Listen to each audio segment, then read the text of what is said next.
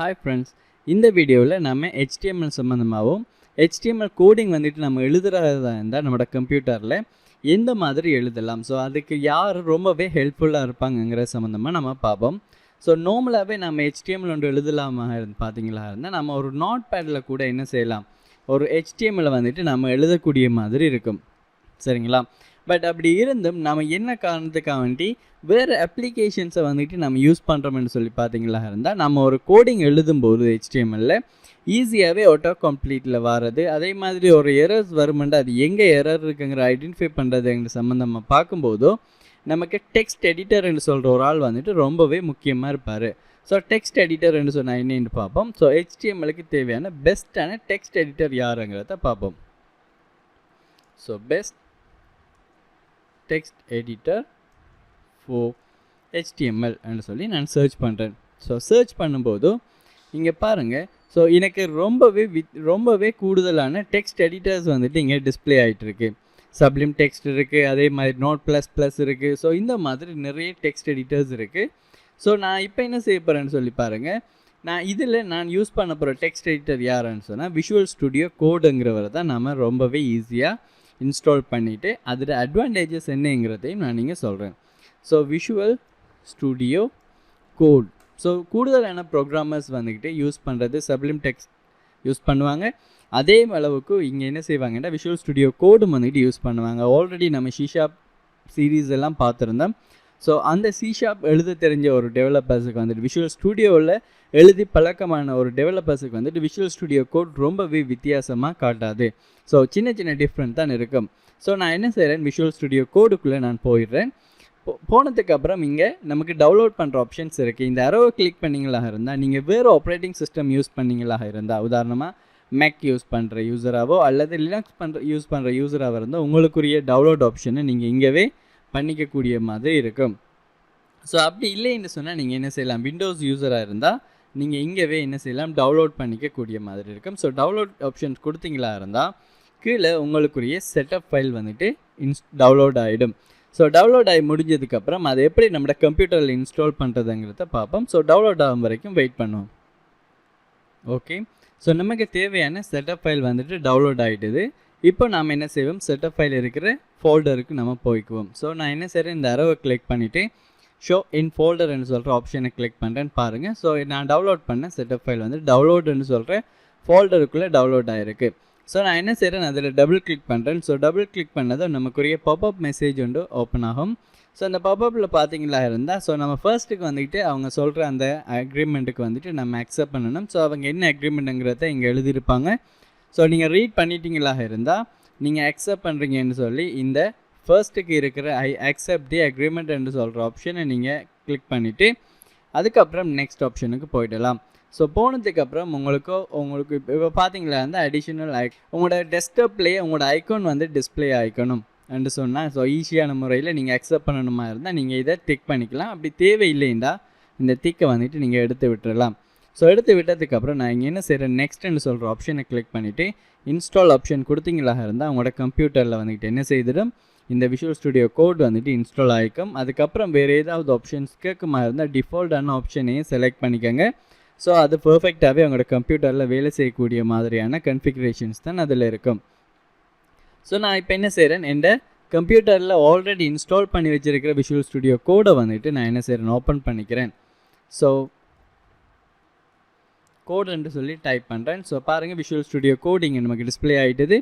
நான் என்ன செய்கிறேன்னு பாருங்கள், இதில் கிளிக் பண்ணிங்களாக இருந்தால் உங்களுக்கு விஷுவல் ஸ்டுடியோ கோட் வந்துக்கிட்டு ஓப்பன் ஆகிக்கும். அந்த அப்ளிகேஷன் வந்துட்டு உங்களோட கம்ப்யூட்டரில் இன்ஸ்டால் பண்ணியிருந்தீங்களா இருந்தால் அது ஓப்பன் ஆகிடும்.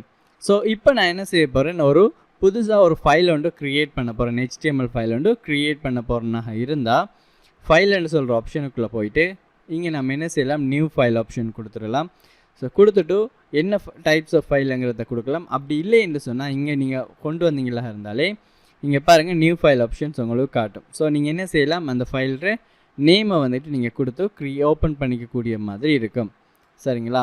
இங்கே பாருங்கள், இங்கே ஹோவர் பண்ணி பார்த்துட்டிங்கன்னா HTML ப்ராஜெக்ட்னு சொல்கிற ஒரு ஆப்ஷன் வந்துட்டு உங்களுக்கு இங்கே டிஸ்பிளே ஆகுது. இது என்னன்னு சொல்லி பார்த்தீங்களா இருந்தால், நான் ஆல்ரெடி க்ரியேட் பண்ணி வச்சுருந்த ஒரு ஃபோல்டர், அதாவது நான் லாஸ்ட்டாக விஷுவல் ஸ்டுடியோ கோட் ஓப்பன் பண்ணும்போது இந்த ஃபைல் லொக்கேஷனில் தான் இருந்தேன். ஸோ அந்த ஃபைல் லொக்கேஷனுக்கு போயிடுறேன்னு பாருங்கள். இங்கே பாருங்கள். ஸோ இதில் வந்துக்கிட்டு எக்ஸஸ் என்று சொல்கிற ஃபோல்டருக்குள்ளே, யூடியூப் என்று சொல்கிற சப் ஃபோல்டருக்குள்ளே, HTMLக்குள்ளே HTML ப்ராஜெக்ட் மீக்குள்ளே HTML ப்ராஜெக்ட் என்ற ஒரு சப் ஃபோல்டர் இருக்குது. இந்த ஃபோல்டர் லொக்கேஷனில் நான் என்ன செய்கிறேன், எந்த விஷுவல் ஸ்டுடியோ கோடு நான் ஓப்பன் பண்ணணும். ஏன், நான் க்ரியேட் பண்ணுற ஒவ்வொரு ஃபைல்ஸும் வந்துக்கிட்டு இந்த இடத்தை தான் சேவ் ஆகணும் என்று சொன்னால் ஈஸியான முறையில் நாம் விஷுவல் ஸ்டுடியோ கோடை ஓப்பன் பண்ணுறதுக்குரிய வே பார்த்தீங்களா இருந்தால் இந்த பாத் பாரில் போயிட்டு அதை அழித்து விட்டுட்டு CMD என்று கொடுத்து என்டரை ப்ரெஸ் பண்ணுங்கள். என்டரை ப்ரெஸ் பண்ணிங்களா இருந்தால் இங்கே பாருங்கள், நான் எந்த பாத்தில் இருந்தனோ அந்த பாத்தில் வந்துட்டு என்ன செய்யும், எனக்கு CMD ஓப்பன் ஆகிடும். நம்மளோட கமெண்ட் ஃபார்ம் வந்துட்டு ஓப்பன் ஆகிடும். ஸோ இந்த இடத்த வச்சுட்டு கோட் ஸ்பேஸ் டாட், அதாவது கோடுன்னு டைப் பண்ணிவிட்டு ஸ்பேஸ் பண்ணிவிட்டு ஒரு டாட்டை கொடுத்து என்டர் பண்ணிங்களா இருந்தால் நீங்கள் எந்த ஃபோல்டர் லொக்கேஷனில் இந்த விஷுவல் ஸ்டுடியோ கோடை ஓப்பன் பண்ண சொன்னீங்களோ அந்த ஃபோல்டர் லொக்கேஷன்லேயே உங்களுக்கு இது ஓப்பன் ஆகிடும். ஸோ இதுதான் நான் யூஸ் பண்ணுற மெத்தட். ஸோ இது ரொம்பவே ஈஸியாக நம்மளோட ஃபோல்டரை ஓப்பன் பண்ணிக்கலாம் நம்மளோட விஷுவல் ஸ்டுடியோ கோடுக்குள்ளே. இப்போ பாருங்கள், நான் ஒரு ஃபைல் ஒன்று வந்துட்டு க்ரியேட் பண்ணுறேன். ஸோ கிளிக் பண்ணிவிட்டு இங்கே நான் ஒரு நேம் ஒன்று கொடுக்கன்னு பாருங்கள், index.html. கண்டிப்பாக நாம் என்ன செய்யணும், HTML என்று சொல்கிற அந்த நேமை வந்துட்டு பின்னுக்கு நம்ம கொடுத்துக்கணும். ஸோ நமக்கு லோட் ஆகி வந்திருக்கு. Okay fine. ஸோ இங்கே பாருங்கள், index.html சொல்கிற ஃபைல் நம்ம கொடுத்துட்டோம். ஸோ கொடுத்ததுக்கப்புறம் நமக்குரிய கோட் எழுதுறதுக்குரிய ஏரியா இங்கே நமக்கு ஓப்பன் ஆகும். நம்ம அதை கிளிக் பண்ண மாதிரி இருந்தால் ஸோ நமக்கு ஃபைல் சேவ் ஆகுது. ஓகே. ஸோ இங்கே வந்துட்டு நமக்குரிய HTML ஃபார்மேட்டில் ஃபைல் வந்துட்டு ஓப்பன் ஆகிட்டுது. இதுக்குள்ளே நம்ம HTML கோட் வந்துட்டு நமக்கு தேவையான கோடை நம்ம எழுதிக்கக்கூடிய மாதிரி இருக்கும். ஆனால் இப்படி நம்ம கோட் எழுதும்போது ரொம்ப முக்கியமாக இன்னொரு விஷயமும் நம்ம தெரிஞ்சிக்க வேணும். ஸோ பாருங்கள், இதுதான் விஷுவல் ஸ்டுடியோட கோட். நம்ம ஃபோல்டரை ஓப்பன் பண்ணுறது எப்படின்னு பார்த்துட்டோம், அதில் ஒரு ஃபைல் க்ரியேட் பண்ணுறது எப்படின்னு சொல்லியும் பார்த்துட்டோம். இப்போ நம்ம HTML கோடிங் வந்துட்டு நம்ம கூடுதலான கோடிங்ஸ் எழுதிட்டு போகும்போது ஒவ்வொரு சந்தர்ப்பத்திலையும் நம்மளால் என்ன செய்ய முடியாதுன்னு பார்த்தீங்களா இருந்தால் இந்த ஃபைலை இப்படி அலைன் பண்ணுறது முடியாத ஒரு காரியம். ஒவ்வொரு தரமும் நம்மளால் இயலாது. ஸோ அந்த சந்தர்ப்பத்தில் நாம் ஒரு இங்கே ஹோவர் பண்ணி பார்த்தீங்களா இருந்தால் எக்ஸ்டென்ஷன் என்று சொல்கிற ஒரு ஆப்ஷன் ஒன்று இருக்குது வந்துட்டு விஷுவல் ஸ்டுடியோட கோடில். இது எனக்கு ரொம்பவே பிடிச்ச ஒரு ஆப்ஷன். ஸோ இந்த ஆப்ஷனுக்குள்ளே போனீங்களா இருந்தால் உங்களுக்கு தேவையான எக்ஸ்டென்ஷனை நீங்கள் இன்ஸ்டால் பண்ணிக்கக்கூடிய மாதிரி இருக்கும்.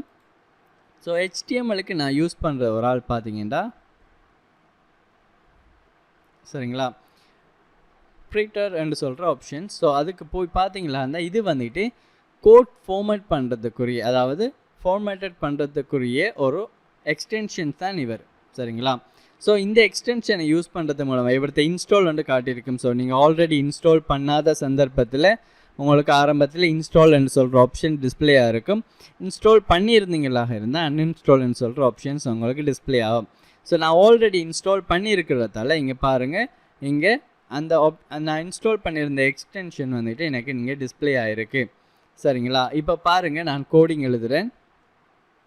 ஸோ எப்போவுமே வந்துட்டு HTMLன்னு சொல்கிறது டேகை பேஸ் பண்ணி தான் இருக்கும். டேக்ன்னு சொல்கிறாள் யாருன்னு சொல்லி பார்த்தீங்கன்னா ஓப்பன் பண்ணிவிட்டு இங்கே நான் என்ன செய்ய போகிறேன், HTML பாருங்கள், க்ளோஸ் பண்ணுறேன். ஸோ இங்கே என்ன நடக்குது பார்த்தீங்களா இருந்தால் ஓப்பன் பண்ணி இப்போ HTML டேக் ஓப்பன் ஆகிடுது, இங்கே டேக் வந்துட்டு க்ளோஸ்ட் ஆகிடுது. எப்படி நான் அதை ஐடென்டிஃபை பண்ணேன்னு பாருங்கள். ஓப்பன் பண்ணிவிட்டு இங்கே HTML கொடுத்துட்டு க்ளோஸ் பண்ணிவிட்டேன். இது முதலாவது டேக். இந்த டேக் க்ளோஸ்ட் ஆகிறது எங்கே க்ளோஸ்ட் ஆகுதுன்னு சொல்லி பார்த்தீங்கன்னா இங்கே பாருங்கள், இங்கே அந்த ஓப்பன் பண்ணதுக்கப்புறம் இங்கே நான் என்ன செய்கிறேன்னு பாருங்கள், ஒரு ஸ்லாஷ் ஒன்று கொடுத்துருக்கேன்னு வந்துக்கிட்டு. சரிங்களா. ஸோ இங்கே நான் கொடுத்துருந்த இந்த ஸ்லாஷ் வந்துட்டு கொடுத்துட்டு இங்கே நான் என்ன செய்கிறேன், HTML பின்னு கொடுத்துருக்கேன். அப்படின்னு சொன்னால் இந்த டேக் இங்கே ஓப்பன் ஆகிருக்கு, இங்கே க்ளோஸ்ட் ஆகிருக்குன்னு சொல்லி அர்த்தம். ஸோ ஃபர்ஸ்ட்டுக்கு நாம் ஒரு HTML ஃபைல் ஒன்று நம்ம க்ரியேட் பண்ணி கோடிங் எழுத போகிறோமாக இருந்தால் HTML டேக்குக்குள்ளே தான் நாம் எழுதணும். இதுதான் முதலாவது டேக் நாம் யூஸ் பண்ணுற டேக். அடுத்தது அந்த டேக்குக்குள்ளே நம்ம அந்த டோட்டல் HTML பேஜுக்குள்ளே நான் இங்கே இன்னொரு டேக் க்ரியேட் பண்ணுறேன்னு பாருங்கள், ஹெட்ன்னு சொல்கிற ஒரு டேக் ஓப்பன் பண்ணி க்ளோஸ் பண்ணிட்டேன். ஸோ இந்த ஹெட் டேக்ன்னு சொல்கிறது யாருன்னு சொல்லி பார்த்தீங்களா இருந்தால் இப்போ ஒரு ஃபைல் இருக்குன்னு வைங்களேன், இந்த இடத்த இந்த ஹெட் ஏரியாவில் வந்துட்டு, அதாவது இது வந்துட்டு நம்மளோட டைட்டில் ஏரியா, ஸோ பார்த்தீங்களான்னா அந்த டைட்டில் எல்லாமே வந்துக்கிட்டு இந்த அதாவது அந்த பேஜஸில் ஆரம்பத்தில் இருக்கிற ஆட்கள் எல்லாரும் வந்துட்டு பார்த்தீங்கன்னா இந்த ஹெட் ஏரியாக்குள்ளே தான் இருப்பாங்க. ஸோ இப்போ நாம் க்ரியேட் பண்ணுற அந்த பேஜ் HTML பேஜ்லேயும் நாம் கொடுக்குற டைட்டில் இங்கே டிஸ்பிளே ஆகணுமாக இருந்தால் நாம் என்ன செய்யணும், இந்த ஹெட்டுக்குள்ளே டைட்டில் என்று சொல்கிற ஒரு டேக் வந்துட்டு நாம் ஓப்பன் பண்ணிக்கணும். ஸோ இங்கே பாருங்கள், நான் கொடுக்கேன் திஸ் இஸ் மை டைட்டில் என்று சொல்லி நான் இங்கே ஒரு டெக்ஸ்ட் வந்து கொடுத்துருக்கேன் இந்த ஓப்பன் க்ளோஸ் டேகுக்கு இடையில். அதுக்கப்புறம் கீழே பார்த்தீங்களா இருந்தால் நம்ம அடுத்ததாக க்ரியேட் பண்ண வேண்டிய டேக் வந்துட்டு பாடி டேக். இந்த பாடி டேக்ங்கிறால் யாருன்னு சொல்லி பார்த்தீங்களா இருந்தால் இந்த பேஜில், அதாவது இந்த HTML பேஜில் நாம் யூஸ் பண்ணியிருக்கிற இந்த நம்ம ஒரு வெப்சைட்டு நம்ம பார்த்துட்ருக்கோம் இல்லைங்களா, இந்த விஷுவல் ஸ்டுடியோ கோட்ரு வெப்சைட்டு நம்ம பார்த்துட்ருக்கோம். இந்த வெப்சைட்டுக்குரிய கண்டென்ட் எல்லாமே வந்துக்கிட்டு என்ன செய்திருக்கோம், இந்த பாடி டேகுக்குள்ளே தான் இருக்கும். நான் சும்மா ஒரு டெஸ்டிங்குக்காக வேண்டி நான் கொடுக்கேன் this is my body tag என்று சொல்லி நான் கொடுத்து விடுறேன். சரிங்களா? ஸோ கொடுத்ததுக்கு அப்புறம் நான் என்ன செய்ய போகிறேன், இந்த பேஜை வந்துட்டு ரன் பண்ணி பார்க்க போகிறேன். இங்கே பாருங்கள் இண்டெக்ஸ்ன்னு சொல்லியிருக்கு. நான் டபுள் கிளிக் பண்ணுறேன், இந்த பேஜ் வந்துட்டு இப்போ ஓப்பன் ஆகும். ஸோ இங்கே பாருங்கள் திஸ் இஸ் மை டைட்டில் என்று சொல்லி இந்த டேப்பில் இங்கே டிஸ்பிளே ஆகிருக்கு. அப்போ நான் டைட்டில் டேக் கொடுத்துருந்தேன்னா இது ஹெட்டில் வந்திருக்கு. அதே மாதிரி திஸ் இஸ் மை பாடி டேக்ன்னு சொல்லி கொடுத்துருந்தேன் நான் வந்துட்டு.